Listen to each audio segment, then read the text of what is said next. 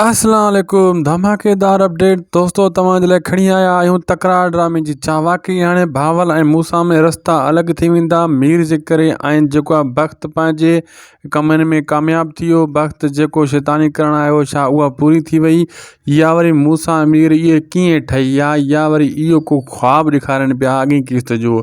जेका कहाणी आहे दोस्तों इन वीडियो में ॿुधाईंदासीं। पहिरियों इन खे पूरो ॾिसो, आख़िर ताईं ॾिसो ऐं उदासी टीवी यूट्यूब चैनल खे बि ज़रूरु सब्सक्राइब कंदा, असांजे पेज खे भी फॉलो लाइक शेयर ज़रूर कंदा। दोस्तों मूं कल्ह वारी किस्ते में ॿुधायो तव्हांखे बख़्त शैतानी करणु आयो आहे ऐं मूसा ऐं भावल खे विढ़ाइणु आयो आहे। तव्हां ॿुधो हूंदो मुंहिंजी अपडेट जेको मां ॿुधाए रहियो हुउमि। ऐं मूसा ऐं मीर जेको आहे मां तव्हांखे इहो ॿुधायो हिक ॿिए जे मथां फायर न कंदा, दरिया खान इन्हनि खे रोके वठंदो, बख़्शल रोके वठंदो। ईअं ई थियो, लेकिन भावल वारा पीछो कंदा, उते पुॻा। लेकिन दरिया खान वरी कोशिशि सां इन्हनि खे भाकुर पाइण जी कोशिशि कंदो आहे ऐं गारंटी ॾींदो आहे, लेकिन हिते भावल जी नज़र पइजी वेंदी आहे मीर खे भाकुर पाईंदे मूसा सां। ऐं भावल इहा ई ॻाल्हि कंदो आहे जेको तूं गदार ऐं नमक हराम आई। ऐं वक़्तु जंहिं मक़सद सां आयो हो मूसा ऐं भावल खे अलॻि करण जो मक़सदु हुयो उहो पूरो थी वियो।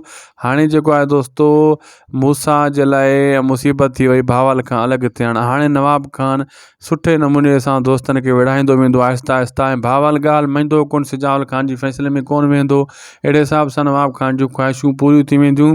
मां तव्हांखे सभ खां पहिरियां इहा अपडेट ॾिनी त मूसा खे अलॻि करण जे लाइ नवाब खान इन बख़्त खे मोकिलियो आहे। ऐं ईअं ई थियो, बख़्त पंहिंजी कामयाबी माणी वरिती, हासिलु करे वरिती ऐं मूसा नज़रनि मां किरी पियो भावल जे मां। लेकिन अञा गेम रखियलु आहे।